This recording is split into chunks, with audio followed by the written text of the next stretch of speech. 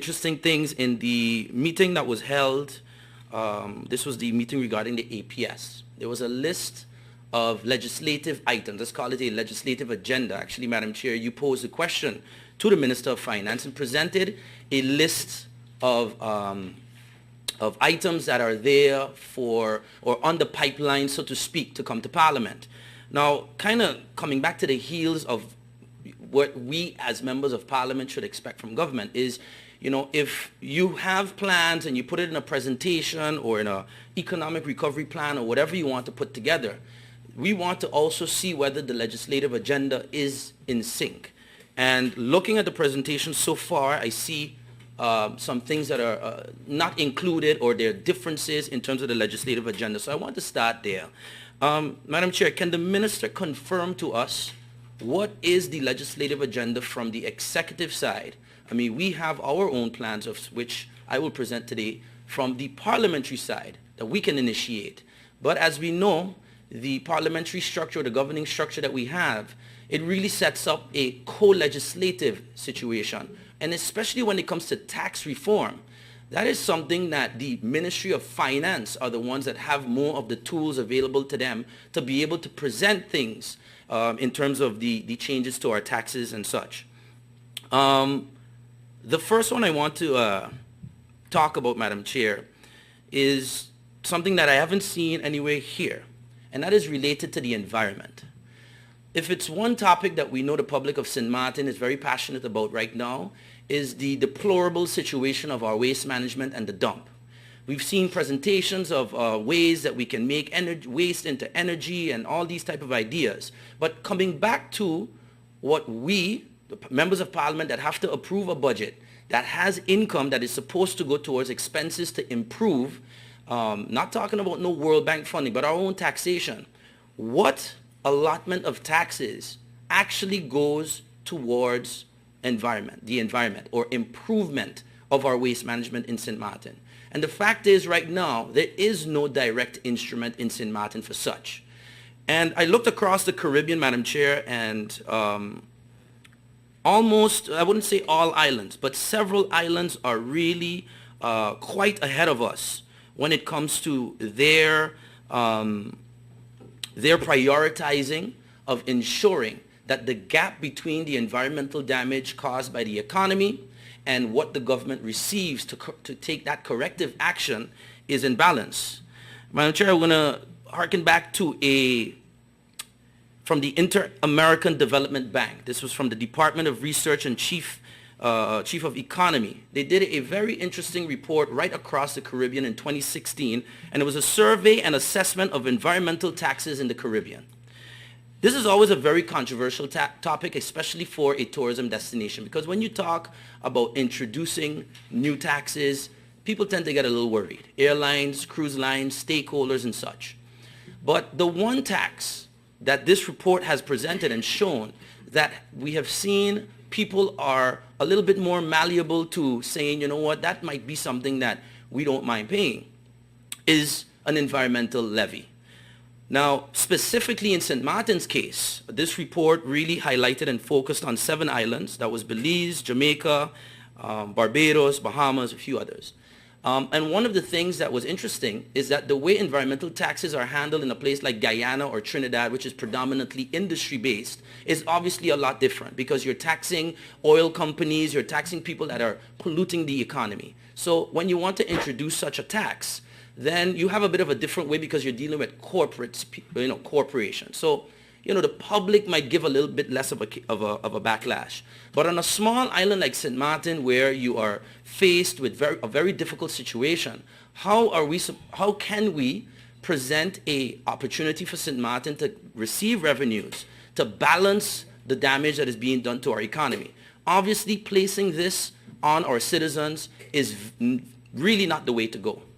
However, Madam Chair, what the report has noted is that they have had a strong success in introducing an environmental levy within various islands. The British Virgin Islands is at $12, it is one of the highest, and it goes as low as $1.20 in Belize. So they have their own mechanisms and such as to how to calculate what is best. But Madam Chair, this is something that I believe St. Martin definitely has to look into. So my question to the Minister, has the Ministry of Finance done any research or looked at all into the introduction of environmental levies within our economy? I want to be very clear. Again, I am not a proponent of introducing any new taxation that bears a burden directly on our citizens. That is not something that we have to do. As a matter of fact, the United St. Martin Party was very vocal about tax reductions for our citizens. The reduction of the turnover tax, the reduction of the profit tax, the increase of the minimum wage or to create a living wage. That is what USP stands for. But we also stand for making the tourism economy work for our people. And every year, in the ideal situation, over 2.7 million tourists come to this destination. And the fact is, if every single one of those 2.7 million drink a plastic bottle of water or buy food or leave waste, they are having an environmental effect on our country. And in our current status, we are collecting absolutely nothing directly to remedy that.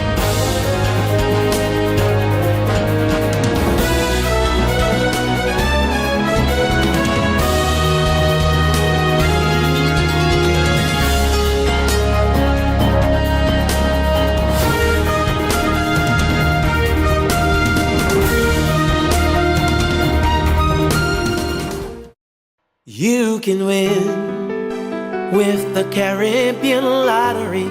You can win, making a difference, changing lives. Take a chance, and you can win with the Caribbean Lottery. You can win, you can win.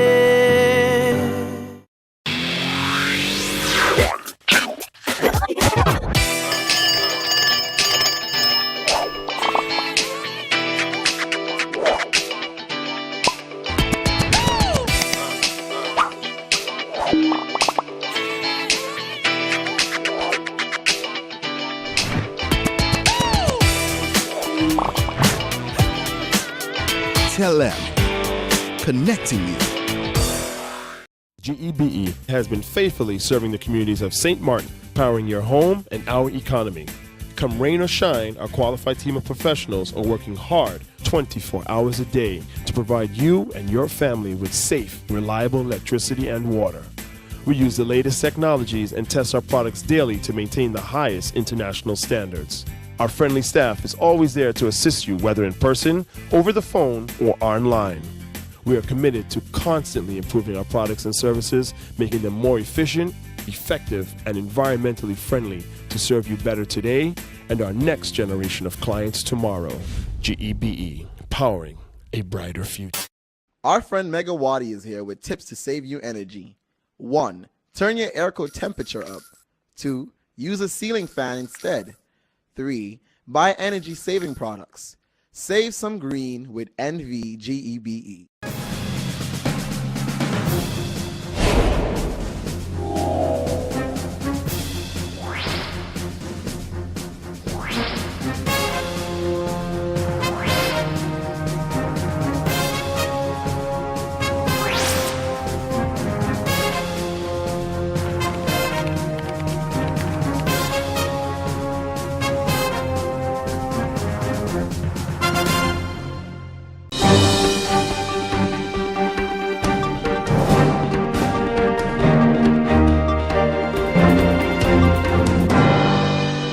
My name is Marina Carty. I live in Belvedere, 11E. And I have a problem since Hurricane Irma. This 8 by whatever come and bust my window, right? And I went to the housing for them to come and fix my window, and they did not come to fix the window. I went about 5 times begging Mr. Bell to come and fix my window for me, because a lot of wind coming through the window. And also, the door is mashed up. A lot of wind come through that door. They put a piece of steel, said that to stop the door from flying in. Okay, I went back again to them and I asked them if they can please come fix my window and my door for me. They sent a fellow, and the fellow come take pictures with his phone, his cellular phone. Because I begged him to take the pictures with his phone so he can take it to Mr. Bell to let him see exactly what's going on with my window and my door. Because they might think that I'm lying, you know. So anyway, the fellow told me that they're going to come back as soon as possible. So I still waiting after Hurricane Emma with a piece of window and a piece of door. Okay? So please, the housing, I want you all to come and fix my window and my door. My name is Yura Gould. Could you tell us some of the problems that you are facing here? Yeah, I have in this leak from since 4 years ago. 4 years ago. Every time they come, they patch it, but it's still leaking. It still leaks. When the hurricane, a lot of water was there, wet my bed. I had to put my bed to dry for 3 months. 3 months because it's sponge. Yeah. And up to now, I go over there, call them, and they would not come. They would not come to check nothing. I had 4 pair of shoes here. I had to throw away my shoes. The shoes was full of water. I had to throw them away. Yes, all here is leaking. I had my family pictures here, and all the pictures that get wet, I had to tear them up and throw them out. Yeah. So it's not good. The water just come all between this box here. What you call this box? Breaker box. Breaker box inside the breaker box. Yeah. That's not good. Yeah. It comes from Yeah. through the wall it coming Yeah, through the wall, through the wall. or from the Well, roof? it got to be something, I don't know. You know? Do you experience that with heavy rain or any kind of rain? Heavy rain, heavy rain. And then you just have to move because I know Pull you out. have all of these things here. I have to You have to pull. move everything. Yeah, I have to pull out. Pull out. But you should tell them come and fix it because this is dangerous. The water going in and there. Yes. You know, You it know could they short won't out your come. system. They wouldn't come. But you did tell him about this problem. Yes, yes. This problem started after Irma, Before Elma. before Irma, long before. Long before Elma. This year I have this. Mr. Jasum, just imagine it have people here collecting 600 and 700 gilla pension.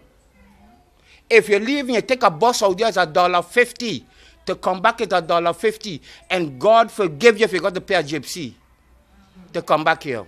Another thing, SBB is the most nastiest insurance company I know. You go by SBB, you go to your doctor, they give you a letter. A referral letter, they call it so-named referral letter. You got to leave from in here in Belvedere, take a bus, come off in Coolsack, then take a next bus to go Marigot. And God hoped you that you get a gypsy, they want to know about gypsy, to get up to the hospital in Marigot, and then to come back here. And imagine you got to do that twice a month. No consideration. If you got to go to the hospital right there, Sonke Hill, people might say, oh, we balling. We don't got.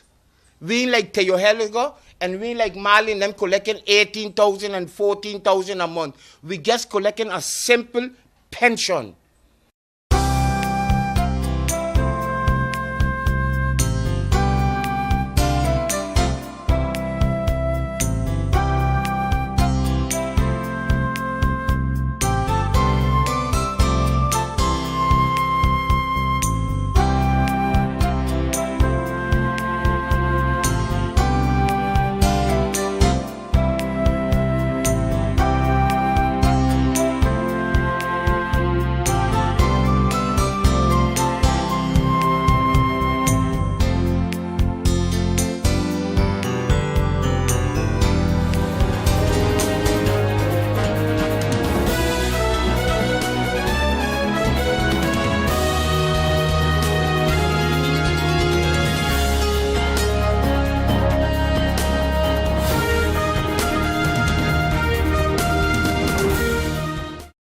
You can win with the Caribbean Lottery. you can win. Making a difference, changing lives. Take a chance, take a chance, and you can win. With the Caribbean Lottery, you can win, you can win.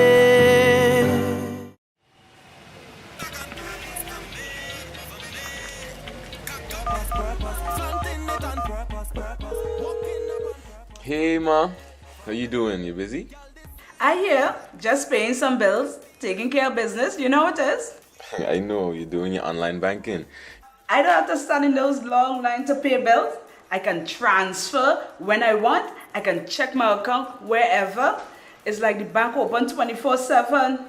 I even here checking the statement right now as we're talking. How's Miami? Well, that's why I'm calling. I'm finishing up a few songs now, but I'm afraid that studio time might be more than I thought.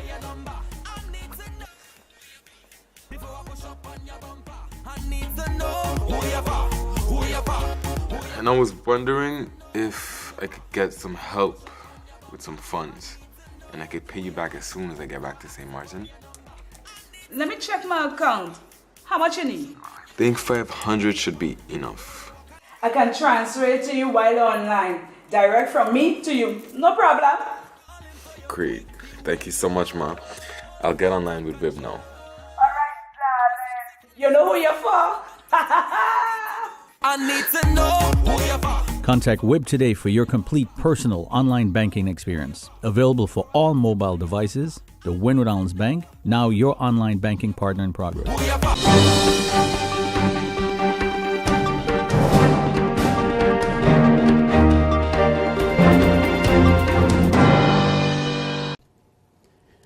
On Friday evening past, the Council of Ministers took some time from our regular schedule and got together in an informal strategic retreat. The goal of the informal strategic retreat was to refocus as ministers responsible for the day-to-day running of this country and build unity. Team building and unity are essential components for any government to be successful in its goal of executing a governing program. This was a great opportunity to continue strengthening our ties, and it solidifies the saying that there is strength in unity. So I therefore thank the Council of Ministers for that great event. As I continue this morning, I would like to address the issue of hiring an adjuster to finalize the insurance claim for government properties insured after the passing of Hurricane Irma and Maria. I hereby confirm that indeed, government has engaged in the services of Smith Orloff and Associates with the task of recouping a higher settlement than what the previous government accepted. Proper procedures have been followed, and the records will prove that. Just some food for thought. The current proposed settlement of $9 million for an insured amount of government properties to the tune of $134 million. This is our taxpayers' monies, and in my humble opinion, is unacceptable. As the Council of Ministers, we have taken the decision to handle this situation the right way. Concerning civil servants in our administration that are leaking documents to the media, this is a clear breach of the oath that you took when you were sworn in as a civil servant. All civil servants that work around sensitive information have sworn to secrecy and thus will be held accountable for their actions if they have violated this principle. As it relates to the information that has been published, I must indicate that conveniently, the information package shared in the public domain has missing documents and thus distorts the facts. My objective this morning is not to prove anything to anyone in this setting, but simply clear the air on this matter and assure the viewing and listening public that this matter will be handled properly. As a Council of Ministers, we are obliged to act with integrity and in the best interests of the government of St. Martin to negotiate the best possible settlement claim that in turn will reduce the burden on our annual budget and allow us to look at additional projects in the interest of our people. or the people of St. Martin, to be more clear.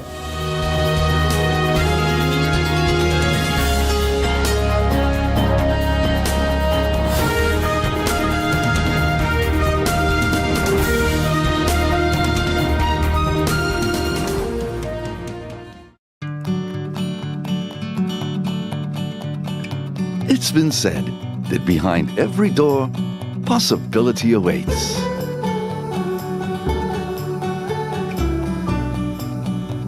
How much possibility depends on which door you open first. Every day, we help our customers discover the possibilities in their lives. It all starts with a conversation. Scotiabank. Discover what's possible.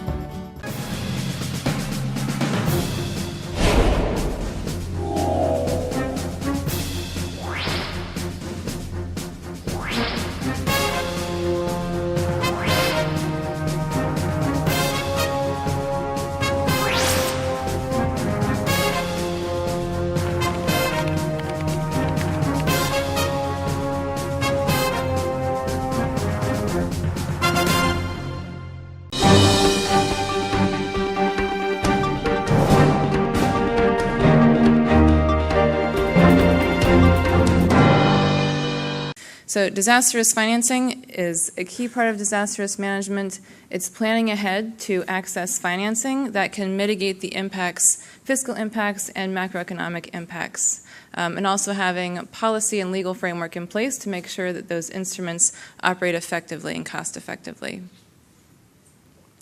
So disaster risk finance is also a multi-stakeholder approach because the financial impacts of disasters affect different sectors of the economy and the society in different ways, not only impacting the government, but also farmers, business owners, homeowners, and most importantly, the most vulnerable. The government can take steps to mitigate those impacts on homeowners and farmers, for example, by making sure that the insurance regulator is helping the private sector to make products more accessible and affordable to policyholders, and especially for the most vulnerable, making sure that social protection schemes are able to be scaled up and responsive to disasters. There's also the important time dimension of financing. As you can see, a large part of financing is only to be deployed in the later reconstruction phase, but the small parts of financing that's needed immediately after disaster is needed very quickly, and you need to make sure that instruments are in place to rapidly deploy that funding. So bringing it back to the Caribbean, as we all know, Hurricane Maria last year caused damages in Dominica of over 226% of GDP. Dominica was fortunate enough to have a $20 million payout from CRIF.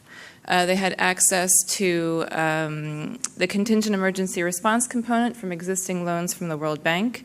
They had other loans available. They had some immediate financing that was arranged through pre-planned processes, but it was very apparent that as 90% of their households, or homes rather, were impacted or destroyed, they really needed more responsive social safety nets. And so we've been working with Dominica to develop a better targeting mechanism and scalable social safety nets. But also in the region are the more recurrent, less severe disasters, like excess rainfall that might even cause annual flooding. Belize, for example, is a low-lying coastal country, and it experiences heavy rainfall almost annually. And Belize roads, one goes north and south, one goes east and west. So if there's a blockage, goods are cut off from the economy, and people have difficulty accessing basic services. So Belize and other countries also need access to financing that can be deployed for those less severe events that might not necessarily be the appropriate option for insurance.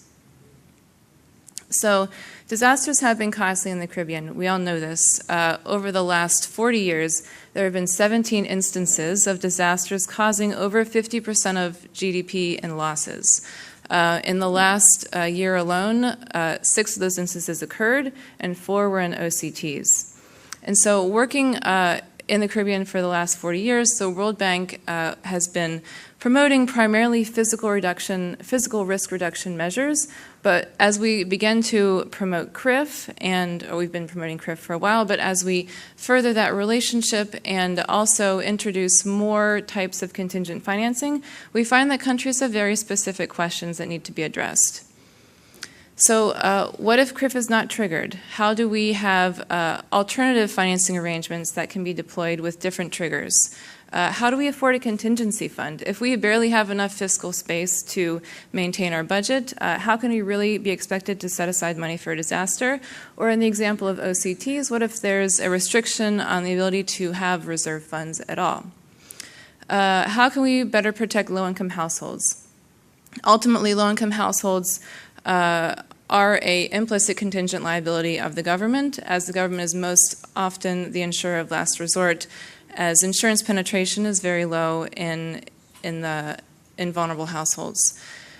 Also, how do we quickly access post-disaster financing within the bounds of our fiscal rules? Many countries within the Caribbean have arrangements with the IMF that lead to strict spending protocols. And for OCTs, there might be constitutional arrangements that also have specific requirements.